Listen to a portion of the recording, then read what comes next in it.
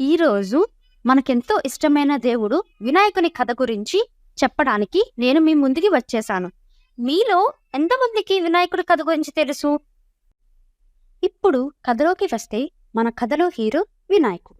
మన వినాయకుని తల్లిదండ్రులు ఎవరో మీకు తెలుసా? వాళ్ళే శివపార్వతులు. ఒకరోజు పార్వతీదేవి స్నానానికి వెళ్లే ముందు శివుని వాహనుడు అయిన నందితో ఇలా అంటుంది, ఓ నంది, నేను స్నానానికి వెళ్తున్నా, ఎవరిని లోపలికి రానివ్వద్దు అని. కాని నంది శివుడు లోపలికి వెళ్లకుండా ఆపడంలో విఫలమవుతాడు. తర్వాత రోజు పార్వతీదేవికి స్నానం చేస్తుండగా ఒక ఆలోచన తట్టి తన ఒంటికి పూసుకున్న సున్నిపిండితో వచ్చిన పొడితో ఒక చిన్న బాబు బొమ్మను తయారు చేసి దానికి ప్రాణం పోస్తుంది. ఆ బాబుకి గణేష అని నామకరణం చేస్తుంది.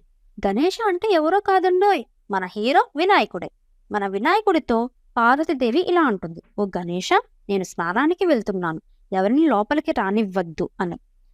మన వినాయకుడు అమ్మమాట జవదాటకూడదు అని బయట కాపలా కాస్తూ ఉంటాడు. అప్పుడు శివుడు లోపలికి వెళ్తుండగా వెంటనే మన గణేష అడ్డుపడతాడు. దాంతో శివుడికి కోపం వచ్చి తన చేతిలో ఉన్న త్రిశూలంతో మన గణేషుని తల మొండెం వేరు చేస్తాడు.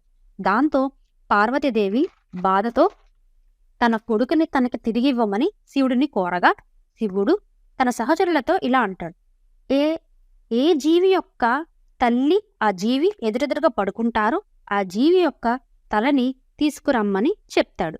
వాళ్ళు చివరిగా ఏనుగు తలను తీసుకొస్తారు. ఆ శివుడు ఆ ఏనుగు తలను మన గణేషుని శరీరంతో ఏకం చేసి మరలా ప్రాణం పోస్తాడు. ఇదేనండి మన వినాయకుని కథ. మీకు నచ్చిందా? నచ్చితే ఈ వీడియోని లైక్, షేర్ అండ్ కామెంట్ చేసి మన పేజ్ని ఫాలో అవ్వండి. బాయ్.